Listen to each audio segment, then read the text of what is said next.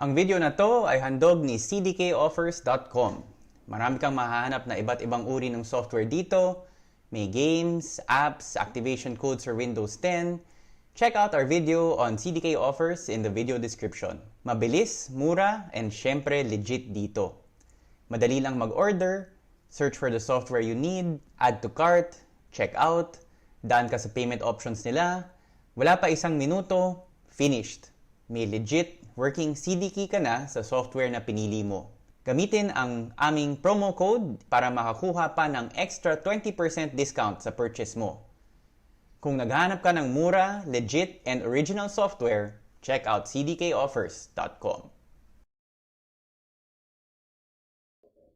Alright, what's up internet? Thanks for joining me for episode 3 of CryptoWatch. And episode 2 was a disaster. There was no sound, there was problems with the connection and things like that. So it's all over the place. But lately, the internet gods have been kind to me. Yesterday's live from the shop stream went without a problem. Usually there are a ton of problems also with that stream.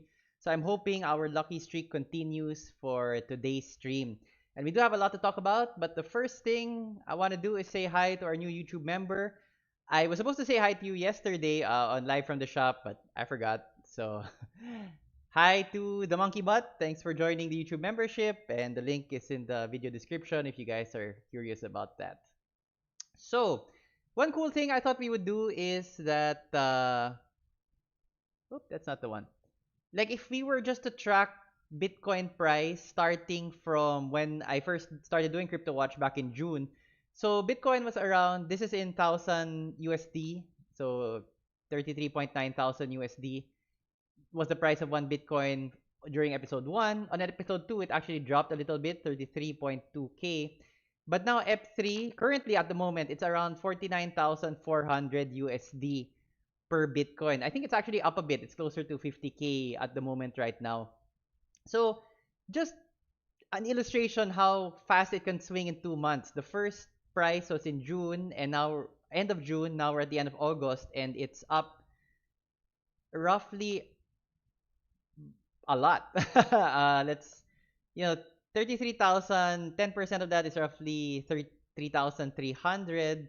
So we're at around, what's that, 40% or something?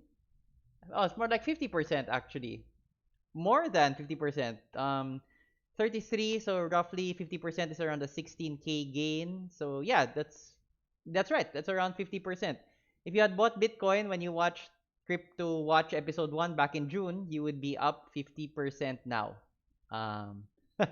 So just something to consider, and it's interesting to like track the prices as we talk about crypto and different points in time. And I thought a convenient metric would be like when I do the shows.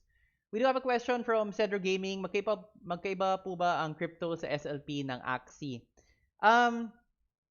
Well, SLP is sort of an item that you can get in-game in Axie Infinity, which you can sell for real money.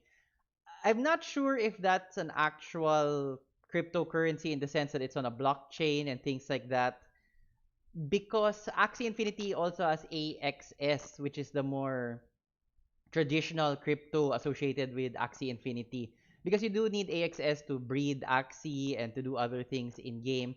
SLP is just kind of like the thing that you get if you defeat monsters and the reward for beating levels. I'm not sure if SLP is like stored on the Ethereum chain, just like with the Axie monsters themselves, but I wouldn't call it a I I wouldn't call it a traditional crypto, and I haven't seen it.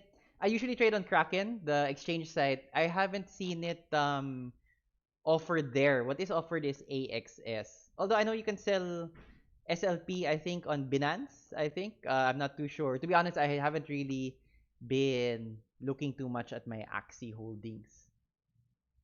All right, let's start out with the news first. And one reason for the big freeze in crypto prices for the past maybe 4 or 5 months is that China recently cracked down on the miners, on the companies, on the exchanges, everything based in China. So, Pesto from YouTube, were you one of the early ones to mine BTC like around 2009, 2010? Yes, I started mining.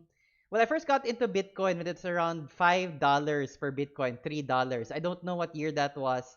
Pero sobrang aga pa nun, kaya pa mag CPU mining. Like it was very early on, but it was towards the tail end of CPU mining.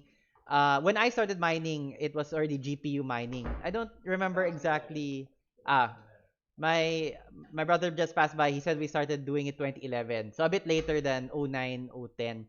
But I really remember the first time I got interested in Bitcoin was yun people it was around $3, $5, and I remember telling my girlfriend na it's crazy. You just run your computer, it generates data because blockchain is essentially data, right? I mean, there's nothing physical. It's not, and that's one of the arguments. Like, how can it have value? It's not tied to anything physical. And we've talked about it before that it can have value. A lot of things have value even if they're only virtual things. But anyway, I was so taken with the concept na, di ba, ang galing, parang pinapatakbo mo lang computer mo, may GPU naman ako, may CPU naman ako, mahilig naman ako sa computer even before, so like, why not? And it's worth actual money.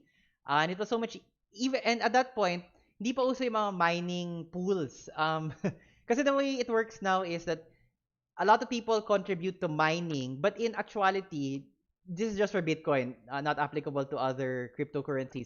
In actuality, only one person ever gets the reward of the. I think it's before it used to be 50 Bitcoin for successful mining. Only one person gets that. But the way the pools work is that if you contributed your time, even if you didn't get the correct hash or the key that unlocked that particular block, you still get Bitcoin pro rata to the effort that you put into it. Kasi sobrang hirap mag-mine mag-isa. It's basically statistically very improbable anymore kasi ang dami na nagma-mine na ikaw yung you're one miner even if you have a lot of cards, a lot of hash rate. You're one miner against the whole world. So it improves your odds if you join a mining pool. But back then, single mining was still an option. Hindi pa ganun kauso yung mga pools dati. So again, just to emphasize, like, yeah, very early on, kind of been interested in the crypto space already. So let's start off with the news. As I mentioned, China started cracking down. The crackdown continues. China Central Bank targets crypto-linked firms in Shenzhen. First news blurb. Second news blurb. Bitcoin, but because there is an interest in it, and that's the beauty of the free market, if it's banned in one place, it will migrate to other places. So actually, the US has been a recipient of a lot of the transition out of China. So the Chinese firms are like, okay, it's profitable. I still want to mine. Where are we gonna set up shop? So they moved, and some of them have moved to the US, particularly now Texas. Um, I don't know why particularly Texas. I know Miami in Florida is very open to crypto. They've set up some incentives to lure companies to set up shop there. Although really, if you're a miner, what you want is cheap electricity. I'm not sure how cheap electricity is in Texas. I don't think they're big on renewables.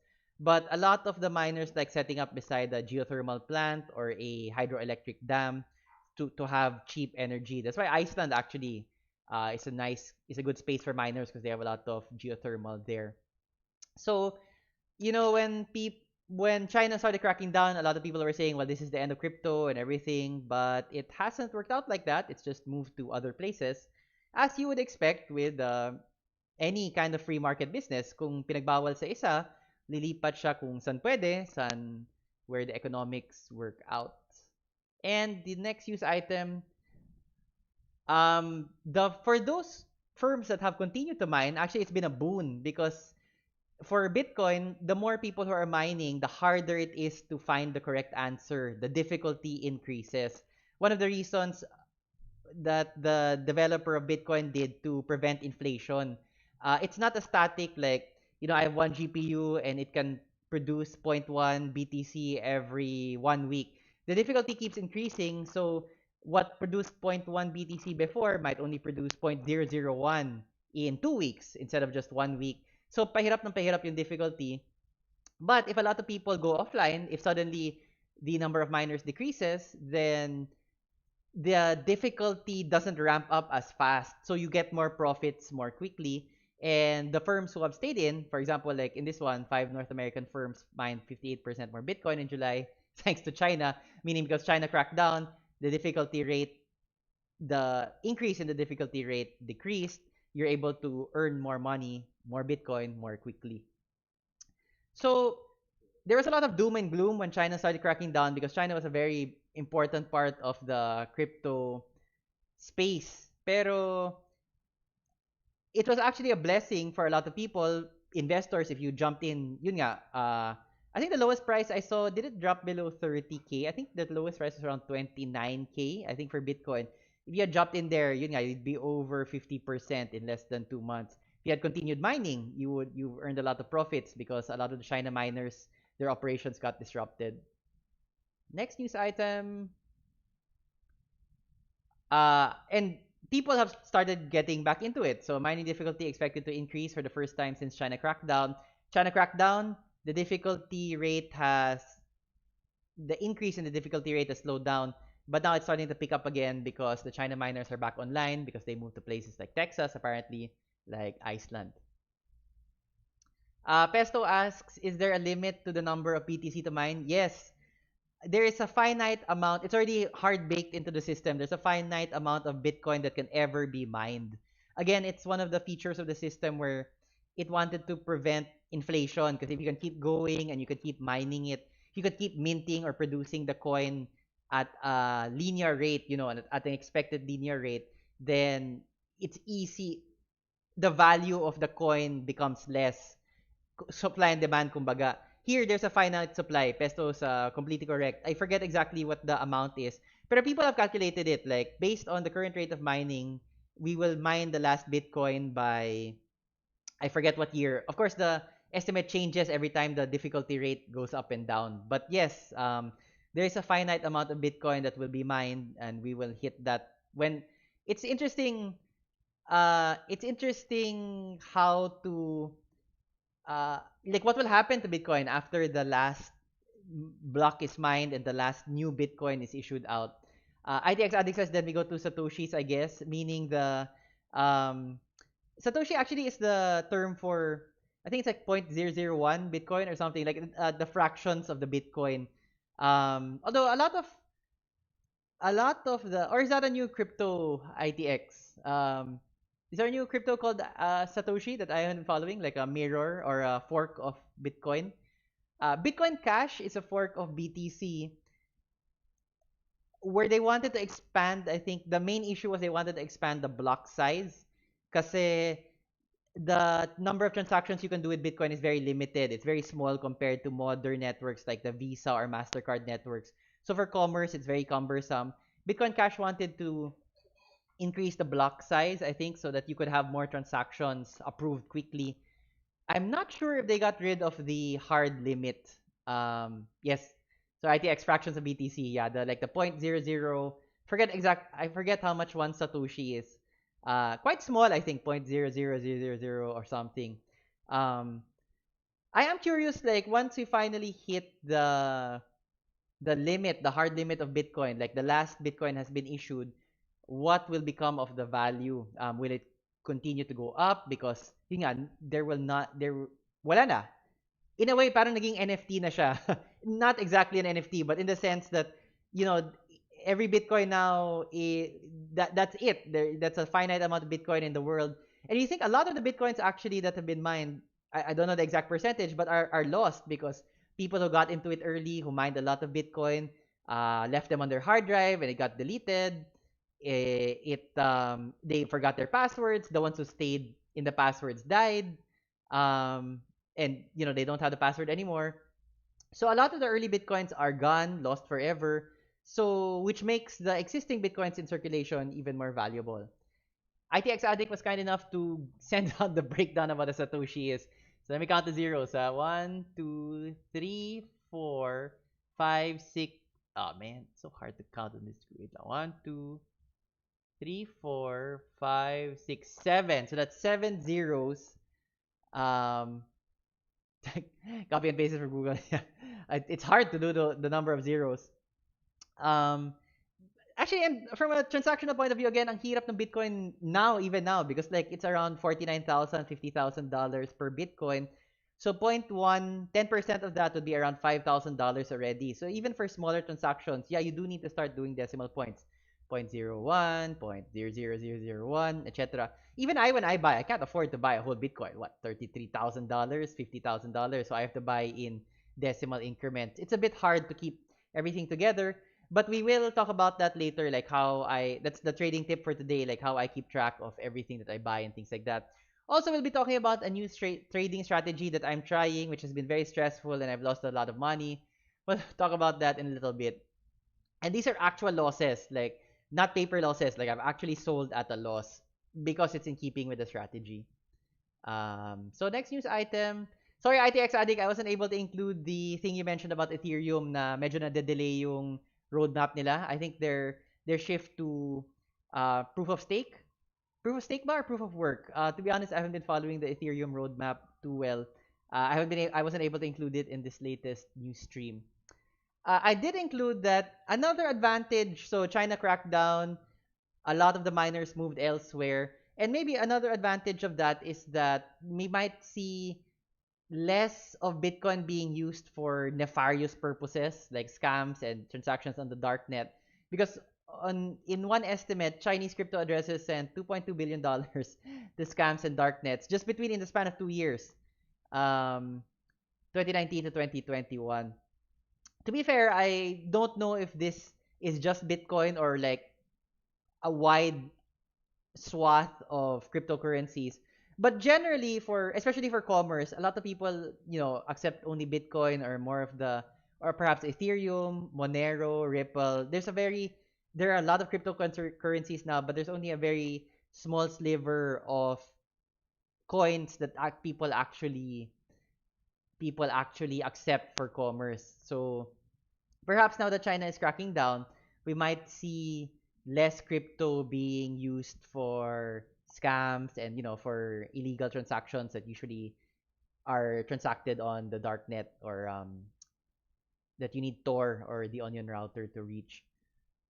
It's interesting actually, the darknet. It sounds scary and dubious, but you can access it with any browser with Tor. But the challenge is finding the sites.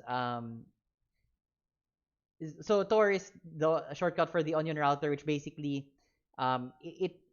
it's called the Onion because you have several layers to before you actually get to the site, and several layers before actually somebody's able to pin you down. So it was actually invented by the U.S. Navy for anonymity, to protect bloggers who are blogging from countries where journalism is prohibited or very severely cracked down on if you speak out against the government. So actually, Tor was a tool invented by the U.S. Navy to help people like that.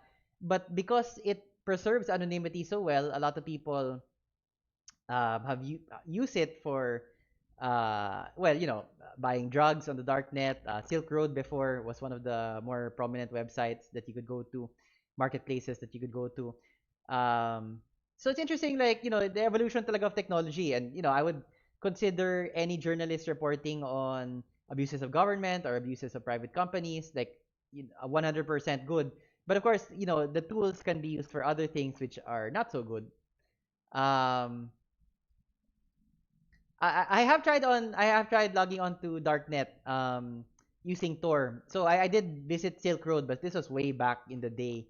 I haven't tried it lately. And there's nothing illegal about surfing those sites. Yun nga, parang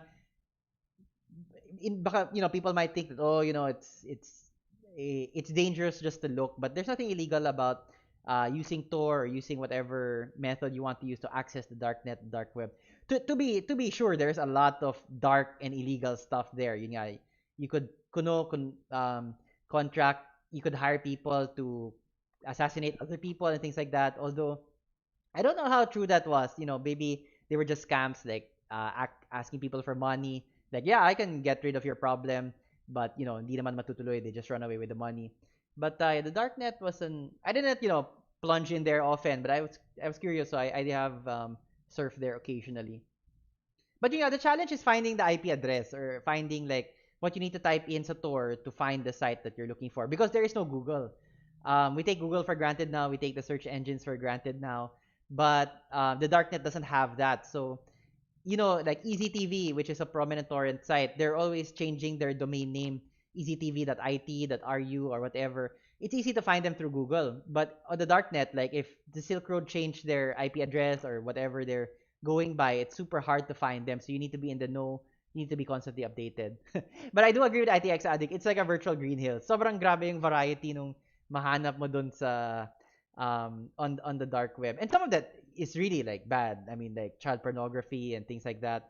But some of them is just like yeah, yung stuff that you don't want that might be banned on on the more public internet. All right. So the next news item. Let me just get through the news. Actually, so that's it about China. Yes, they started cracking down. Yes, they're continuing the crackdown, but eventually that Chinese miners have migrated elsewhere. Bitcoin is heating up again. The interest has not died down. It's just moved elsewhere. As I mentioned in CryptoWatch number one, several reasons why I personally think China cracked down. Number one is China likes to keep a short leash on its citizens, and if you allow them an easy means of transferring money out of the country, it makes it easier for them to run out of the country. Oh, may bahay na ako sa Canada na napadala ko yung Bitcoin, na convert into fiat, bumili na ako ng bahay sa Vancouver, then I have a bolt hole, right? I can run. It's easy for me to get out of China and live in Vancouver or wherever. So as an authoritarian government that doesn't want its citizens running away and who wants to keep on a government that wants to keep tabs on its citizens, um, cracking down on Bitcoin makes sense because that's an ease. People are using it to to send money out of the country, and I can't keep tabs on it. We're gonna shut that down. In line also with what they've been doing recently, cracking down on their tech giants. You don't see Jack Ma, very prominent anymore because basically the Chinese government slapped his ass down and said, nah, you can't go around saying stuff like, what you've been saying. Tencent. Recently, I saw that they forced a sale. Like the Chinese government now owns 1% of ByteDance, which is the parent company of TikTok. So again, the Chinese government has an incentive to crack down on all things tech, particularly cryptocurrency. And number two, they are pioneering a digital yuan. So what better way to push the development and the adoption of their digital yuan by removing the most prominent alternative, meaning Bitcoin. If Bitcoin is no longer around, the Chinese citizens might be more there might be more incentive to shift to the digital yuan or the digital renminbi, which is what Harold from YouTube mentioned.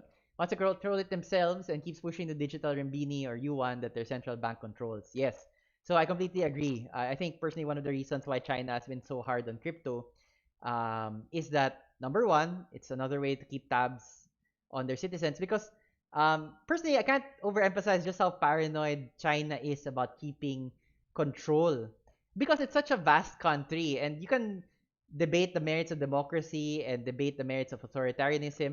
It's interesting though that China's never functioned with with an analogous government to democracy. It's always in this very strong state. That's why the emperors have ruled. And China is the one of the longest running civilizations. Like they can trace their history back to the BC era with Shi Huangdi, I think is the first tama ba? Is the first recognized emperor of China.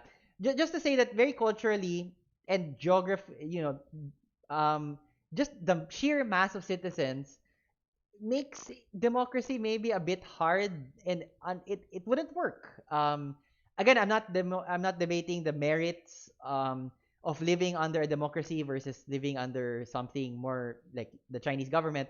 I'm just saying that real ground, on the ground, cultural wise and statistics wise, a strong government in China is usually the only thing that works. And when the strong central government falls apart, then the country fragments. Like in the Warring States period, the different when you had a weak dynasty in the early 1900s, late 1800s, you had so many revolts. The Boxer Rebellion. That's when the West came in, when they were able to force opium on the Chinese.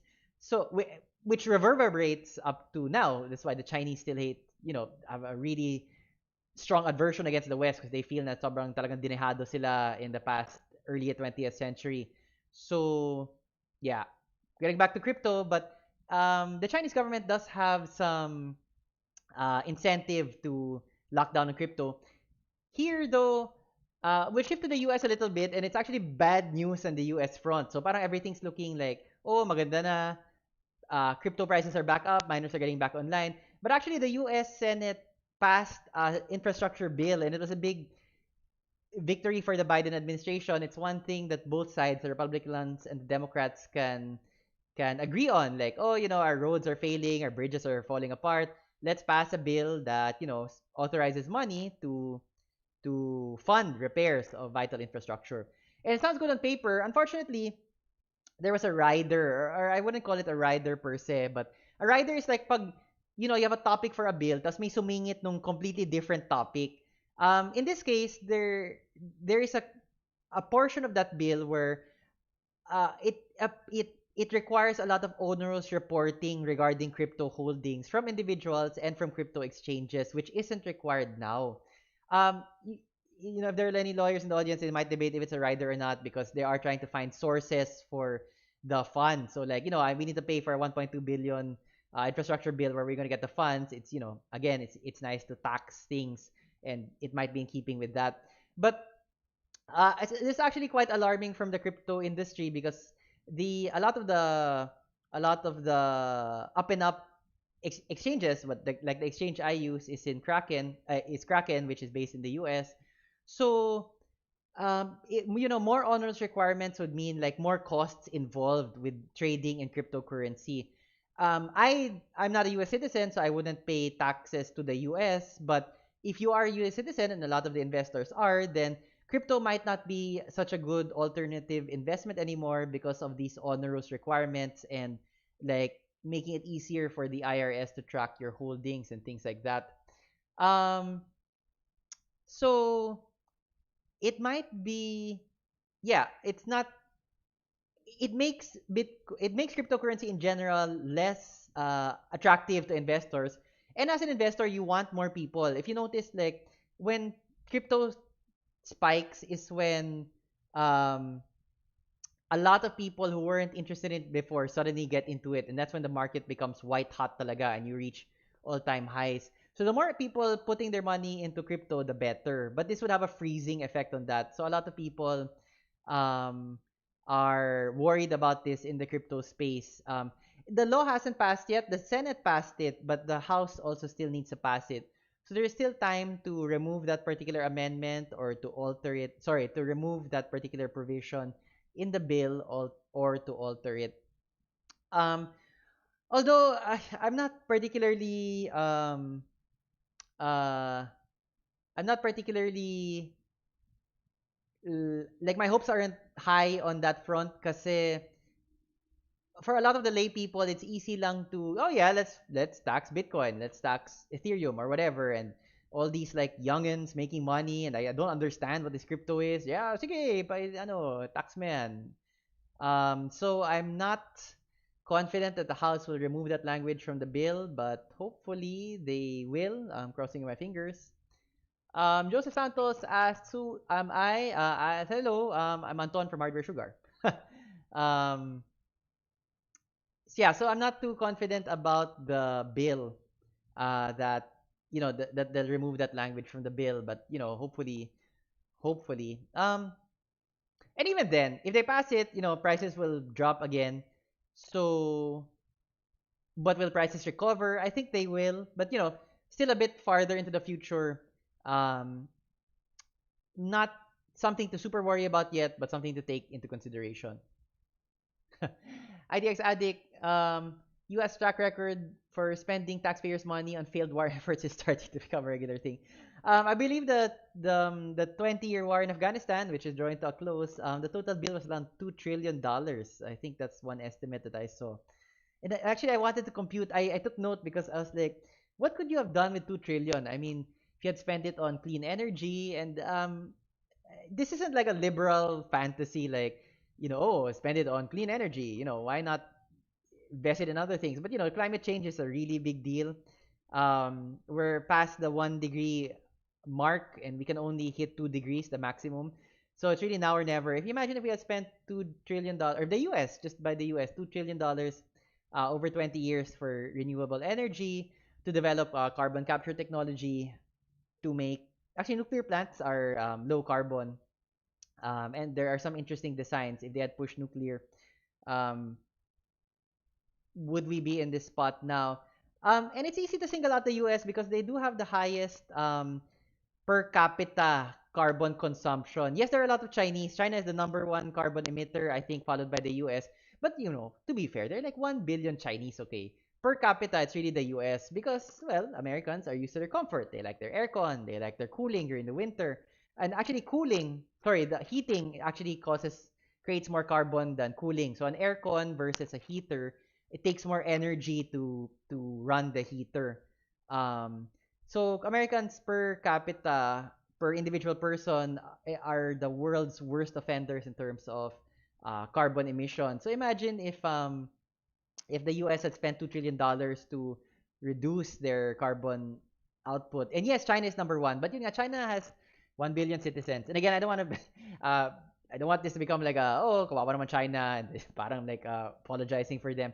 But 300 million US population, I think roughly versus 1.1 billion for Chinese. I mean, the US bears a lot of the weight of trying to get us to a more sustainable future, and $2 trillion in spending it on a conflict that it's hard to see what results you got. I'm sure you could have taken out Bin Laden without. Okay, sige, before I run my mouth off again, I mean, it's hard to see what you really got for $2 trillion. Curly Broccoli asks, is Pi Network legit? I'll be talking about Pi Network after the break. Sorry guys, I promised CDK that we would run a mid ad. So here we go. Do stick around, please. It's just 40 seconds. See you after the cut. Ang video na to ay handog ni cdkoffers.com.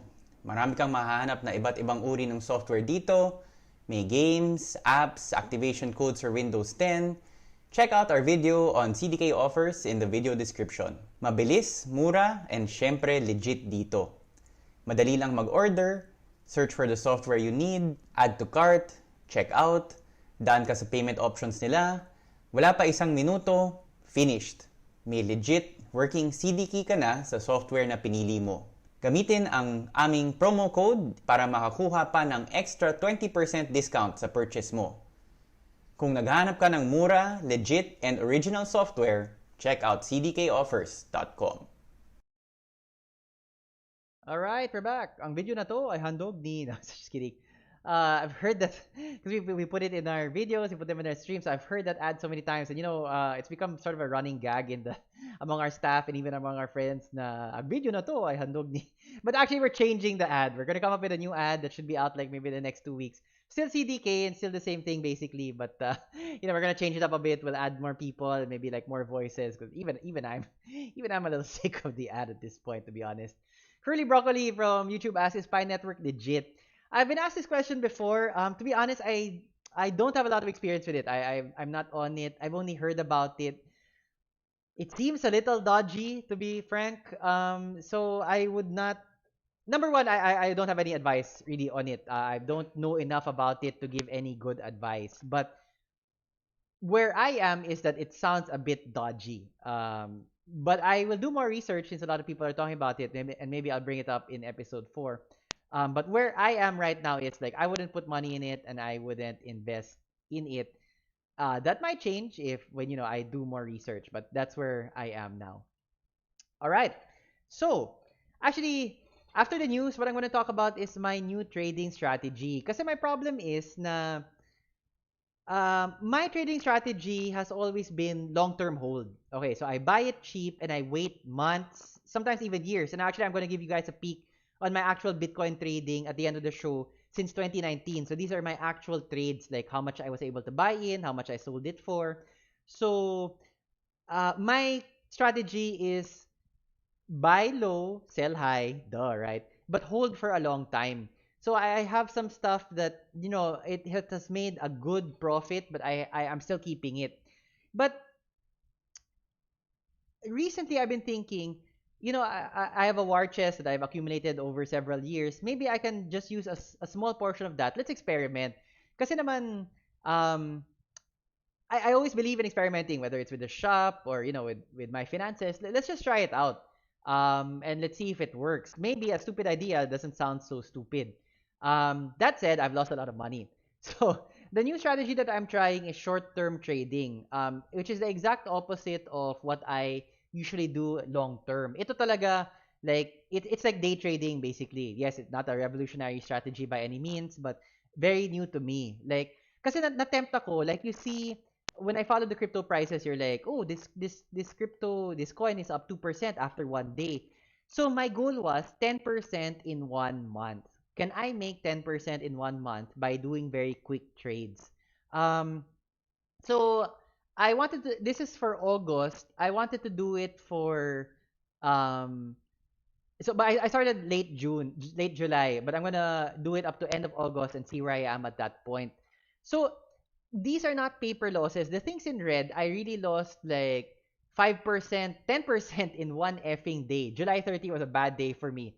I lost 5.7% on Lumen, XLM, and 5.6% on Flow. So that's around 11% loss. And yun nga, I'm not telling you guys in absolute dollar terms how much I lost, but I am telling you like the percent. So if I put in $100 last July 30 in Lumen, I lost around 6%. So I lost $6. Then I only got back $94. So to be honest, guys, sobrang I'm gonna talk to the camera. Sobrang stressful nito. I cannot emphasize just how stressful this has been. Kasi I'm used to just buying and forgetting about it. I don't care if the price drops lower than what I bought it on. Kasi confident talaga ako na aakyat yan. Give it 2 months, 6 months. Yun nga, just what the original prices that I showed earlier, 2 months. If I had bought it at 33,000, tas bumagsak pa siya 33.2, 29K, okay lang yan. Kasi I know that's a really good price. Aakyat na siya. And now, if I had bought it in June, 33.9, now 49.4, no problem. It had dropped 29K. But the problem with day trading is, especially for me, I have a set budget. So if that keeps dropping, I won't have any more money to put in to reinvest. That's why once it hits a certain point, I'm like, God damn, I gotta get out of there. Like, cut your losses. So July 30, I bought in. It was dropping like a rock. The same day, July 30, I sold out of both Lumen and Flow for around an 11% loss. And if my goal is 10% a month, that's devastating. Basically, I not only need to make the 11% back, now I need to make 10%. So the total I need to make is 21% now. So it's really ang hirap nito. So it's been a roller coaster for me. And like I'm just gonna like if I'm gonna point out here, August 4, I bought Melon, the enzyme, the coin is enzyme at 100. And it, I haven't sold it yet because it hasn't reached that price ever again. Like it's hit 89, 88. It's hit maybe 94. I think the closest I've seen it hit is maybe 97. But it hasn't hit 100 yet. Tas sakit sa akin. Like hindi ko talaga matake na ibenta yun. So I'm still holding that position even though like maybe if it's 97, fine, I'll just take the loss. So it's been this whole day trading thing is very different. Like I'm super like I always naman watch the numbers every day but walang impact sa akin like kung bumaba siya 3%, 5% kasi long term hold naman ako but now every small percent matters.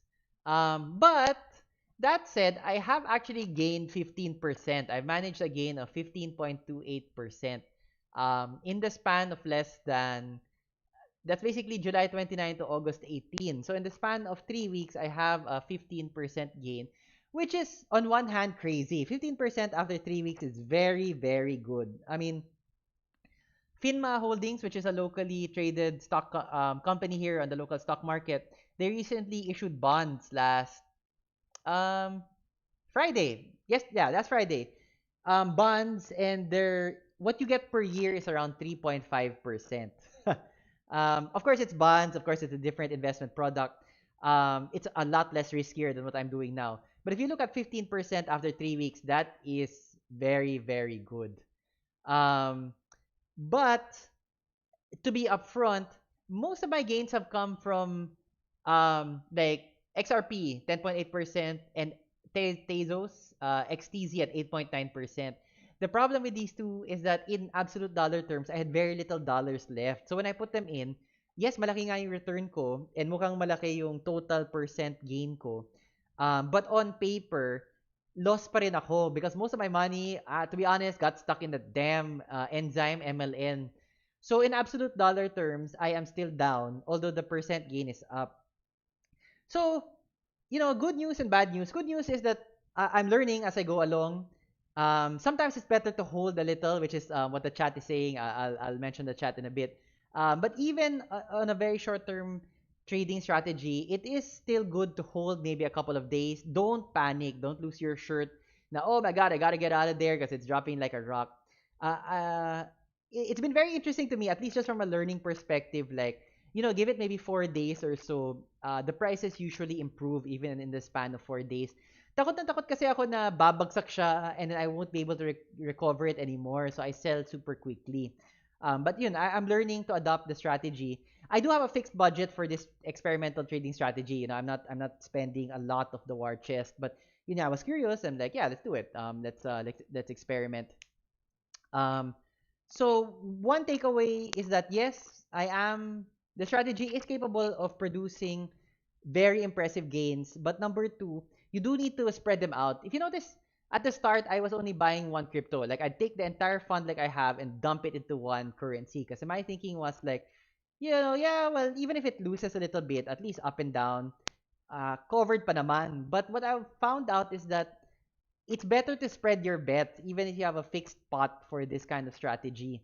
Um, it's very likely that you will only have one jackpot. So it's like it's it's it's still good to spread your bets. I mean, yeah, there's no. I mean that's the bottom line of it. Like you notice here, I've actually invested in almost 8 currencies. Douche, Lumen, XRP, XRP. So that's four na, 5, 6, 7, 8, 9. I think it might be 9 or 8 currencies. So it is still good to spread out your money, spread out your investments, even if in this kind of like I have a set fixed amount and I just want to get 10% quick in, quick out. Still good to diversify your holdings. And number two is another learning or takeaway that I have is that it's really hard to chase the tail. Like you see something dropping, like Lumen actually was, that's why sakit itong Lumen na to for me kasi like it was above like 110 or something. When it dropped to 100, I'm like, siguro yun na yun. So I bought in. But actually, yun nga, it's down pa. It's hit 88. It's hit like 91. So this is a very bad, in fact, I even took the haircut, on the Lumen August 9 trade. Like I bought it 92.6 and then I sold it at 91.1. I should have held actually because it hit actually 94, 97. So it's been interesting and stressful to adopt the trading strategy to this kind of day trading style. And if anything, well, lessons learned, even though money lost.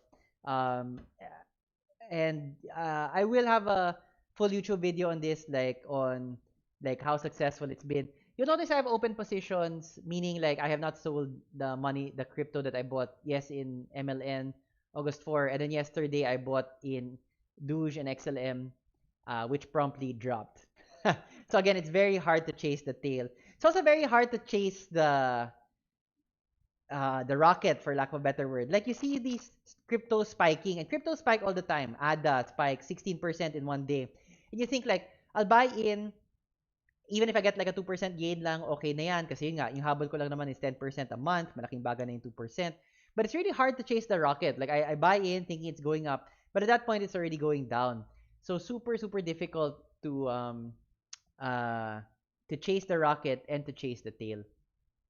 Um, ITX Addict hold is the only thing that worked for me. I completely agree. I wouldn't advise this for a lot of people. Again, it was more like I wanted to experiment on a very short term hold strategy and like what advantages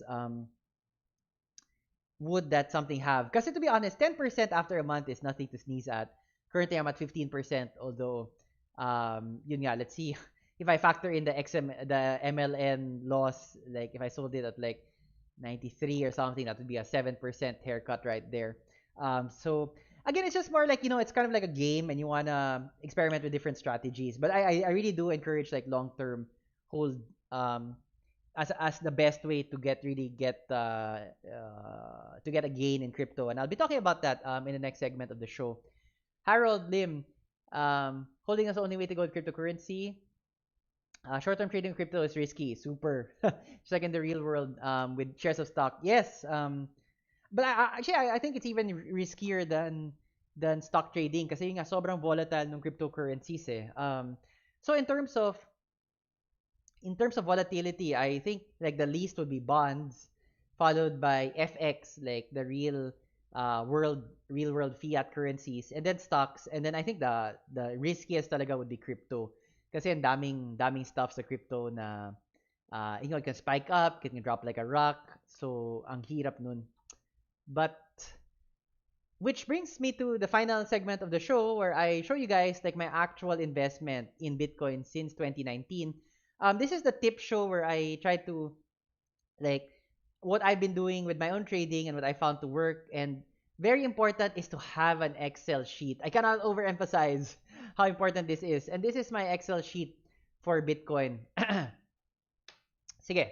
So this is my actual working sheet. So it stretches back to 2019. Before that, I did have a different Excel sheet, but it was very bara, and I would do it like based on trade, like what I do for my short-term trading na sunod-sunod na the crypto. But I found that it's easier to segregate it by crypto. So you notice here at the very top bottom, I have different sheets, and then each sheet is the different cryptocurrency. So I have in MLN, XDZ, OXT, OMG, LTC, KNC, Kyber Network, Kava, which is doing very well now, Flow not doing so well. So in 2019, I shifted to this format where I do it by crypto per coin instead of like per hindi siya time based na I track it per time. Although I resurrected that format for short-term trading because it seemed to make more sense for the short-term trading. So these are my actual Bitcoin. Again, I've blotted out like how much I bought, like how much actual Bitcoin I bought, like 1 Bitcoin, then I sold it at 1 Bitcoin. So it's just the percent gains. But you can see like I've actually so sige, for me this is medyo short term na, like 3 weeks. In 3 months. 2019 I bought November 15. Bitcoin was at around 8.6 and then I sold it at around 9,600 on Feb 6, 2020. This was medyo pandemic na. March kasi yung pandemic eh. And you notice, I chose this. Ouchie! I just hit my arm. Sorry.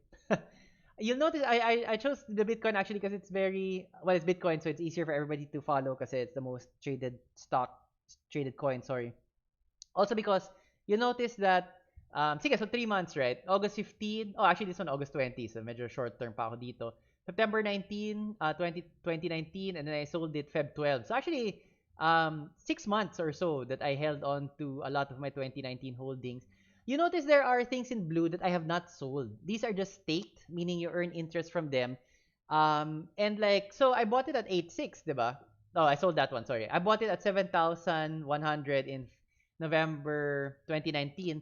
Yun nga, right now, Bitcoin is at around almost 50,000. So that is very impressive. That's like what?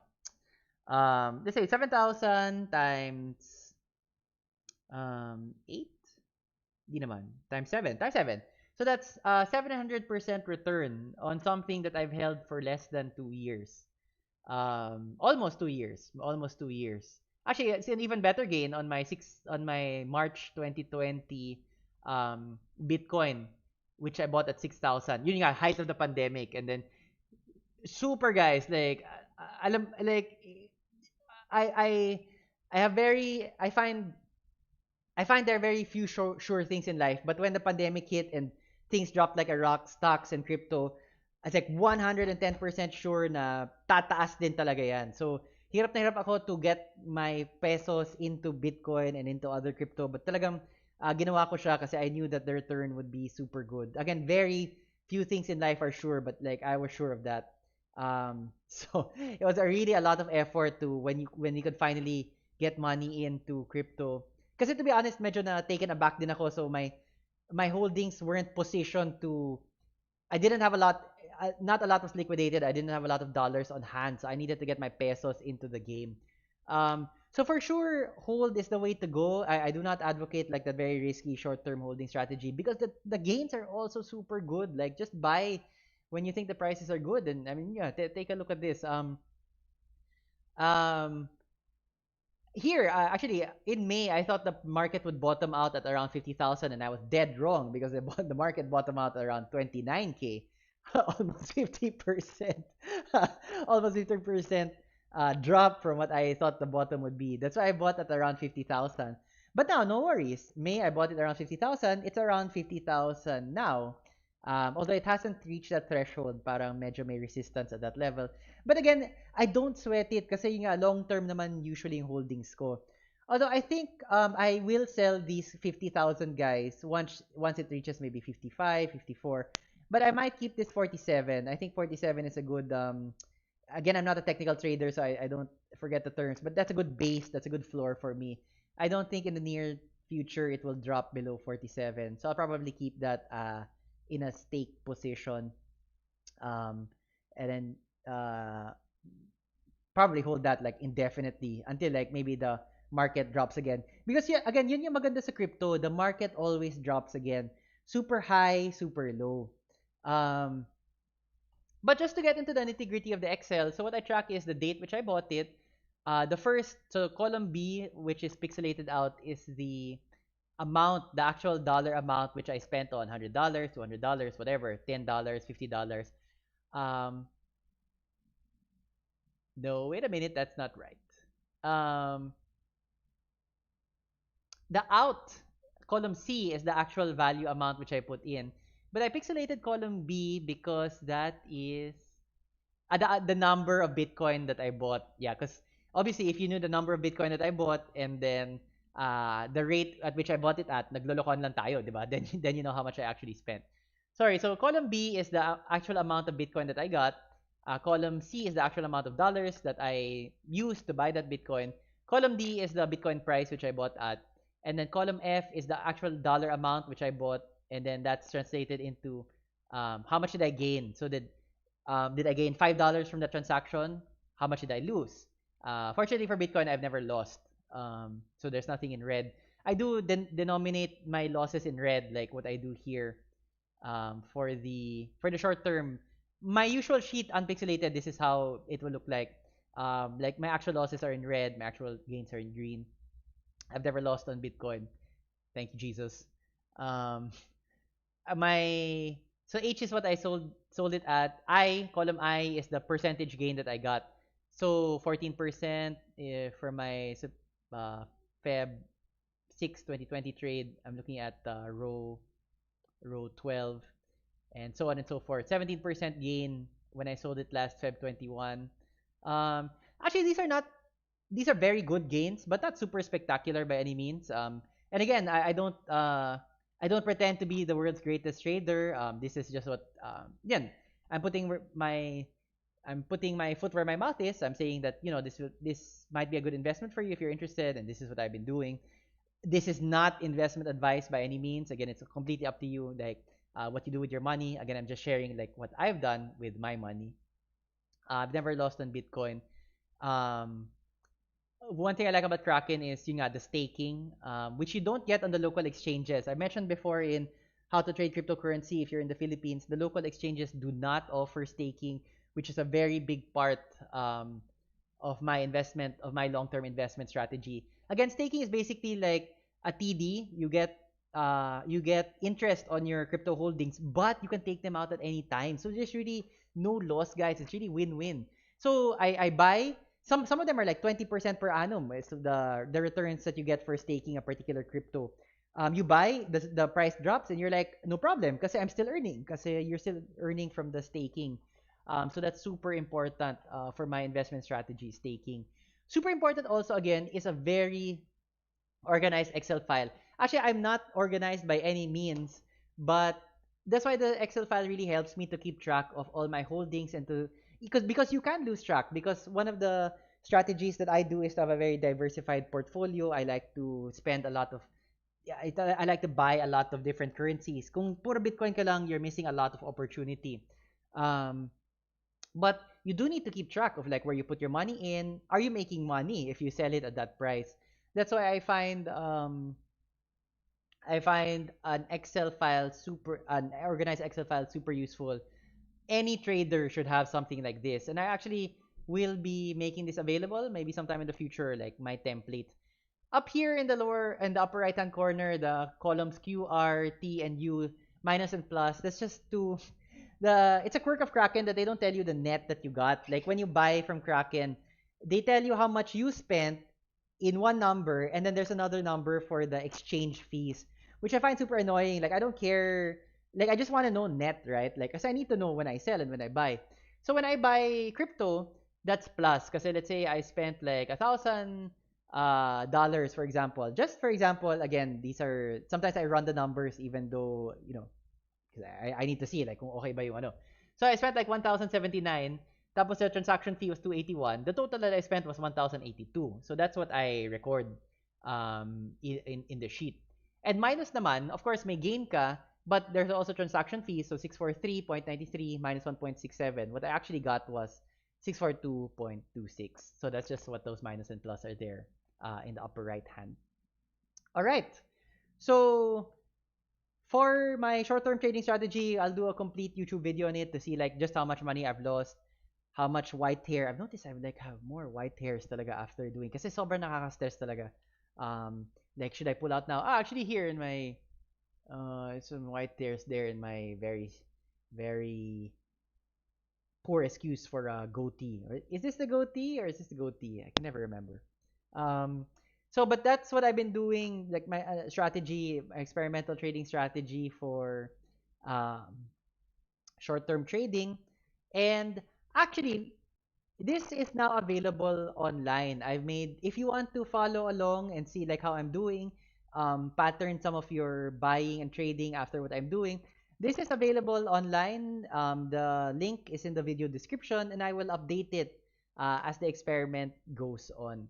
So you can see like how much I've lost, how much I've gained, things like that. If that's something that you'd be interested in, let me know. Like following the actual trades that I do. I've been thinking of actually making it, publishing it to the YouTube members. Like so for those interested in crypto. Ayun. So, it's been an hour. At least the stream has been very stable. Thank you, internet gods. Um, if you guys want more, to be fair, I like doing this kind of crypto thing. A lot of people seem interested. Although I don't know about the time. Uh, if this is a good time for people because it's weekday and ano, maybe I should be doing it like we had a good crowd. We had a good number last Sunday. So maybe I should do that. Maybe I should be doing this on a Sunday. But we'll see. Anyway, it's available naman on YouTube. You can watch it not live. Mark from Facebook, I've been keeping my stake at Kraken, yes, Ethereum, and my hodled Bitcoin in BTC. ITX Addict about mining.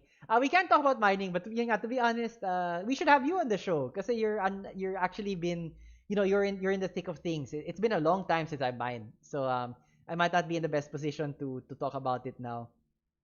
We should have you on the show. We'll invite you on the show. Um, Glad to see, Mark, that you're using Kraken. I don't know actually a lot of Pinoys who are using it kasi masikat yung Binance, but I like Kraken and I've been using them for a long time, kaya that's why I'm with them. Interesting though that you've staked Ethereum. Excuse me. Interesting that you stake Ethereum because you'll notice that when you stake it on Kraken, at least they give you that thing na, uy, we don't know when you can get your holdings kasi it's only when Ethereum 2 goes live that you can get them. I'm not scaring you because I do have a substantial portion staked also in Ethereum because I believe in the currency. I think they're gonna do a good job, and when Ethereum 2 does come out, that the value will skyrocket. But it is interesting that you have it staked Ethereum kasi so that means you're kind of an advanced investor. Not a lot of investors know about staking actually, and even those guys they're kind of worried to stake Ethereum because I mentioned that usually you can just take it out at any time, but that's not true for Ethereum because your reward will only come when Ethereum 2 is launched, if it ever launches. And the Kraken disclaimer is very um is very quick to point that out na uy talagang risky to you never know like kung magla-launch pa talaga yung Ethereum 2. But again, personally I have a lot not a lot a good portion of my holdings are uh in Ethereum. Uh yeah, special guest ITX. Mark Lewis pushing it. I'd love to have ITX on the show. Let's we'll convince him. Mark, I've only made an account with Kraken due to your no mention of it. Well, I fully recommend it. I mean, honestly, I think it's a really good trading platform. I think they're super on the ball and they're super legit. The only people I know who are on Kraken are because that I recommended it. But again, um it's not investment advice again, but just like what do I do? I really trust Kraken with my money. Yeah, yeah, all in. Kanya-kanyang what percent of your savings you should put in crypto. But yeah, a significant portion of my savings are in crypto. Takot pa rin mag all in pero nung nag-pandemic talaga, it's like I couldn't send money fast enough kasi ang daming restrictions sa local exchanges like 50,000 or whatever, a day there's an X limit. So I was really hard pressed to send it out. I couldn't get it out enough. Yun. So it's lunchtime. Thanks for watching, guys. Thanks for joining me for CryptoWatch episode 3. I will you can see like how much hair I've lost because of the short-term trading strategy that I'm pursuing in the YouTube video that I do. I hope that this is the last of our streams for August as we've hit our quota. Although Rafael, my brother, will still be live streaming 3 more gaming sessions for August. We do have a new build video coming out. That's the NR200P, already available now for members. And how to build a budget PC 10K to 30K, also available now for members. So thanks so much for keeping me company during the stream. Stay safe. Delta's still out there. Cases are still very iffy. Stay safe. Take care. Have a good lunch.